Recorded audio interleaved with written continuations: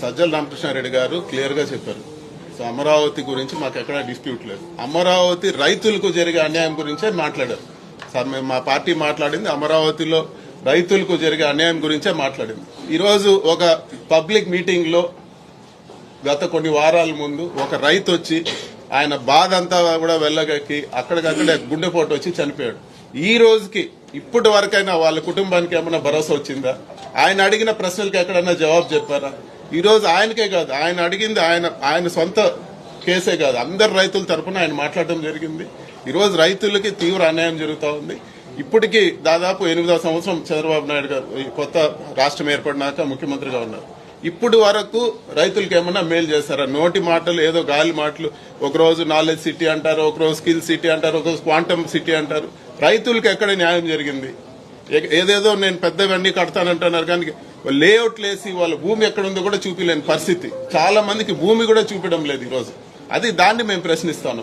అది ఖచ్చితంగా అన్యాయం జరుగుతూ ఉంది రైతులకు. అక్కడ వాళ్ళకి న్యాయం జరగాలని చెప్పి కూడా మేము ప్రశ్నిస్తాము. జగన్మోహన్ రెడ్డి గారు ఏ సమస్య వచ్చినా కూడా ఈరోజు ప్రజల పక్షాన పోరాడుతూ ఉన్నారు. ప్రభుత్వం తీసుకునే తప్పుడు నిర్ణయాలన్నింటినీ కూడా ఆయన ప్రశ్నిస్తూ ఉన్నారు.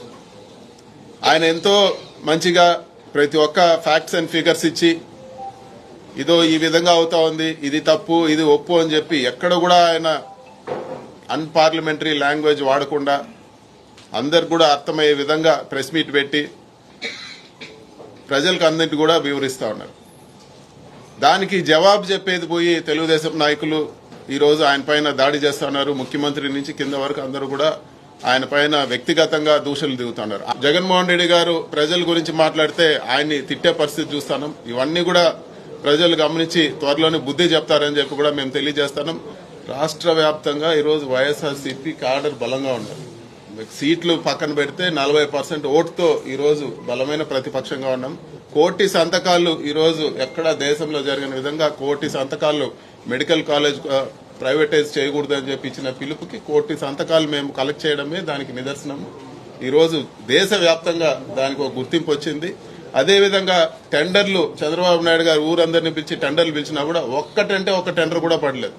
దాన్ని బట్టి అర్థం చేసుకోవాల్సింది ఏమంటే బ్రహ్మాండంగా రీచ్ అయింది, ప్రజలకు రీచ్ అయింది, అందరికి కూడా దేశవ్యాప్తంగా రీచ్ అయింది. ఇలాంటి అన్యాయాలకి ఎవరు కూడా సపోర్ట్ చేయరని చెప్పి కూడా అందరికి కూడా బాగా రీచ్ అయింది. ఈ రోజు వైఎస్ఆర్సీపీ కాడర్ బలంగా ఉంది. ఈరోజు ఏ జిల్లాలో అయినా కానీ ఎక్కడైనా కానీ అన్ని చోట్ల ఈరోజు బలంగా ఉంది. ఖచ్చితంగా ప్రజల పక్షాన వైఎస్ఆర్సీపీ కాడర్ గట్టిగా ఫైట్ చేస్తుందని చెప్పి కూడా నేను